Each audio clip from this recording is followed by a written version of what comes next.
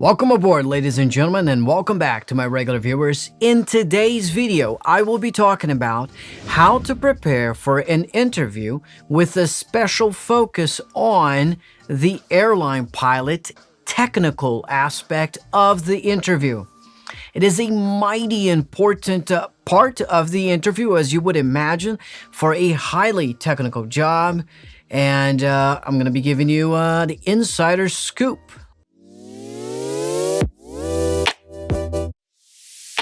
Little side note, in the recent past, I have been mostly making videos regarding the simulation world, the building of the machine, and getting into the Microsoft Flight Simulator.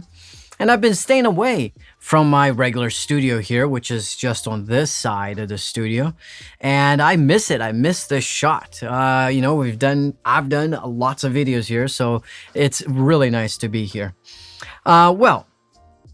The technical aspect of the airline pilot interview is rather challenging to address because it depends greatly on where you are in the range and your career development progress.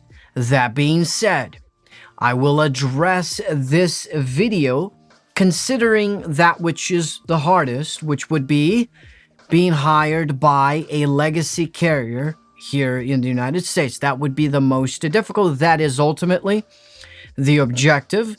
So by addressing the most difficult, hopefully, we will be able to address all the other positions that came before it. And having been an individual that has been a flight instructor, charter pilot, corporate pilot, and airline pilot, I can tell you, if you prepare diligently to the standards of a legacy airline pilot interview, you will be preparing for all the other levels in the career process. And with that in mind, what are some key points to keep in mind? Number one, you must have a thorough understanding of your current operation. That being from a regulatory standpoint, Part 135, Part 91, limitations from a legal standpoint. And it goes without saying, a thorough and deep understanding of the aircraft that you are currently operating. Mind you, the guy interviewing you may have flown that King Air 200. Not the same tail number, but the same model. And he may in fact know if your answers are not adding up. The bottom line is, you don't know if they know if your answers are checking out. So do not try to make up, circumvent, or anything of that nature. Hence the reason why you should be extremely well prepared and know your current aircraft through and through. All questions about your current aircraft are fair game. That is very important to know. This is the technical segment of the interview. If you're going to operate the Airbus 320 or the Boeing 737, they're not going to grill you on the questions for those airplanes because you obviously don't know them. Now, they may ask, hey, do you know the kind of flights that we do or the kind of flights that this airplane does, to kind of try to survey how much research you have conducted into their operation. But it still goes without saying that you must have mastery of technical knowledge of the aircraft that you currently operate. Case closed. And then as far as from a generalized standpoint, I do have some books over here I would like to recommend on that may guide you in that direction a little bit. If you're in the very beginning, maybe private pilot, instrument pilot, pursuing your commercial license, and you've gotten to this video a little bit earlier in the career development process, these books may serve you well. Flight Plan to the Flight Deck. We'll have links down below. Strategies for a Pilot Career. These two books here will be very generalized, over the top, giving you broad strokes on the overall industry, expectations, benefits, and, pluses and minuses regarding the career, checklist for success. And this being the 2002 edition, a pilot's guide to the successful airline interview. So these are very broad, and they're pretty good if you're starting out. Now, especially when preparing for a legacy interview, when you are showing up to that interview, you need to conduct study that transcends just your current operation and just your current aircraft. Namely, you should probably have a good understanding of aviation history, know a little bit about its birth, how it came about, where are you flying in the world, what is the typical climate in the area in certain times of the year, and the topography and what the routes are expected to be, and the technical complications associated with that in particular. Keep that in mind. And as you broaden your technical studies, you will eventually run into a book like this, Mental Math for Pilots. So here we go. Here's a real big pro tip that I'll share with you. I memorized all the equations that I could when I was preparing for the interview. There's this one. There's another little book I have, which is Rule of Thumb for Pilots, something of that nature. It's a little book. It's jam-packed with equations, mental math equations. And I compiled them in their entirety to one sheet of paper. Most testing sites and tests will allow for you to have a blank sheet of paper and some pencil, or even a few. Well, what I do, and I did this throughout my college career as well, I would sit down and I would regurgitate in rote to memory fashion the entirety of that sheet of paper and all of the important information that I had memorized, okay? So obviously you should create some patterns and whatever memory tricks you have to write all that in. But I had enough equations to fill an entire sheet of paper. And I wrote those in just to make sure that I wouldn't make a mistake, because obviously I knew the equations. I recall them in order to bring them to the piece of paper. So have them memorized, write them down. Now, out of those people that were interviewing with me, I was the only one that did that, and it seemed to be a little bit overkill. The other guys were a little bit freaking out when they saw me, when I told them I was going to do that. But there are many, and that pilots use on a regular basis. So a lot of these equations are, number one, super simple. And number two, you use them on the regular basis, right? ISA estimations and dry adiabatic lapse rates based on your temperatures, pressure altitude conversions, Celsius to Fahrenheit conversions, knots to miles per hour, 3-degree glide estimates, idle glide estimates, vertical speed estimates for the speeds of descent, time estimates to time to fix, distance to fixed based on time, glide ratios, turn radius, and all kinds of estimations that, if you're able to run these mental processes quick in your mind, it'll make you a better pilot. If you've never tried it, I highly recommend you do, especially like turn radius estimations. You're coming in, base to final, and you always have wind, right? You always have wind. Well, the wind can be 60 knots. Well, you have 60 knots on your head versus 60 knots of tailwind on the base to final turn, and the airport is conducting close parallel approaches. It becomes of the utmost importance that, number one, you have that awareness. Number two, you can estimate your turn radius. That is really important so that you don't overshoot drastically and create a problem for the other aircraft. Now, typically, you're going to be radar vectored in a safe manner so as to not cause a problem. or if you're in visual conditions, you overshoot or undershoot a bit, it's not going to be a big deal. But it will make you a better pilot. It will make you just, keep that operating envelope a little bit tighter, and you'll have greater control. So, something to be said about that. Airline pilot technical interviews. Here's another one. I think I found a third edition, this being the second edition. Again, broad strokes on the overall technical aspect of things, but really nice. Obviously, when you're developing your career path and program, you don't necessarily just look at that job that pays $50 a year, right? And you got 150 grand in debt, and you come into this job that obviously doesn't pay the bills and obviously does not correlate to the investment that you have made, and you may be de-incentivized, right? But the carrot at the end of the stick is the bigger job.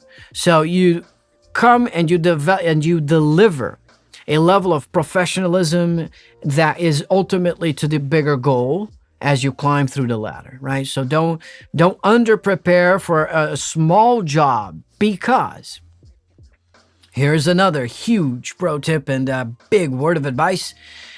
If you don't make it through the interview and you don't get the job, odds are you will have to explain why when you do have the opportunity to interview with the big job. Now, it's not a big deal if you don't. I realize fully that the person on the other side may just not have liked you. That's a reality. You may be, in fact, a perfect candidate, and in fact, it just did not work out. It is not normal, doesn't happen all the time, but it is something that happens. And everybody knows that. The people interviewing you know that. You know that. So just know that you will have to explain that in the future. It is extremely likely that question will come up. Why you didn't make it, what did you learn from it, and what were your behavioral changes as a consequence of that negative experience, right? Boom, great interview question. So if that has happened to you, something to think about. This next book, when I did my interview, this book was in the 9th edition. It is now in the 13th edition, so it's gone through a few revisions. And everything is in this, everything that's contained in this book. You're probably an actual technical genius on the IQ scale, because I've never seen a book with so much in there, but everything explained for the professional pilot. This book is popular. People know about it. It is more of just a reference almanac, right? I mean, more just an encyclopedia of information, because it has just way too much information. It's no theoretical stuff. It's just the rote everything of aviation. It is nuts. It's not a book that you're going to go cover to cover on one sitting. Your mind will blow up. But great reference book, and an absolute fantastic book to utilize for the interview preparation process. Additionally, here's another mega pro tip. Well, let's put it that way. All right, so depending on where you are on that scale and the level of difficulty of the interview, you may be given a cognitive test, which still lies very much in the technical dimension of the interview. How do you prepare for a cognitive test? The test will be on anything, and there's not necessarily, this is what the test contains type of stuff. So there are many games on, and I did say games, on iPad, and I'm sure for the Android. I happen to be in the Apple world as of recent, but you can download those cognitive games, and through them, They keep your score, and you can up your score, and you'll know how you relate to your age group, and you can check your vocabulary and your math skills and all these skills that can be assessed. Well, get those games that you can get access to and play them every single day as part of a deliberate, like a workout. Think of it as a brain workout, which it indeed is. And do it religiously from the time that you begin preparing for the interview, at least until when you go to the interview. Ideally, and beyond, but at least in that time frame, you just be ultra dedicated. It will undeniably help you if you are that consistent and that dedicated. And then your cognitive test will be along those lines. As long as this app that you're using is scientific in its process, you're going to be in a pretty good shape. The app that I have is indeed named Elevate. That's the name of the app. I purchased the lifetime membership a long time ago, and occasionally, though rarely, I still use it nowadays. That's the app that I use to prepare. Like I said, I was diligent and did it consistently. So there's one app for reference, and this is in the iOS, in the Apple's system. Final note, you may be asked to solve a technical problem during the interview, likely in the form of performance chart lookups and that type of thing primarily. So especially when it comes to performance charts and performance calculations, make sure that you are comfortable with doing that, processing that out. It does take quite a bit of dedication, skill, and attention, really focusing to not make a mistake, because it's so easy to make a mistake. You overlook a single ball note and boom, that's it. Your calculations are wrong, right? If you're taking your ATP, you know very well what I'm talking about. You miss that by, a quarter of an inch, you're done, right? I mean, your math is wrong. So do get really good at referencing those technical graphs and charts and solving those problems, interpolations and calculations. And yes, so these are pretty broad strokes as far as technical is concerned. However, I do believe that properly implemented, these tips will help you tremendously throughout your career process in the technical regime. And now I would like to share with you one of those thought grenades I've been talking about. A little side note, parenthesis in this technical interview segment. I live by many values and principles, and one of them is the following. Let us work as if our lives depended on it, because it does. So a lot of times I think we can just simply forget that, you know what? We individually are wholly responsible for our lives, truly.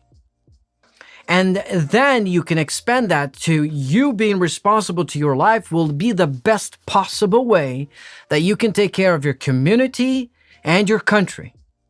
So I tell myself often, and my family, let us work as if our lives depended on it, because it truly does.